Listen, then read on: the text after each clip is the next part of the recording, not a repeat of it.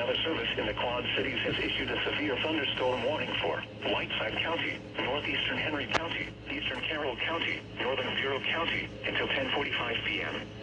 At 9:25 p.m., severe thunderstorms were located along a line extending from near Chadwick to Morristown, moving east at 60 miles an hour. Expected hazards include 70 miles an hour wind gusts. Severe weather has been confirmed by train spotters.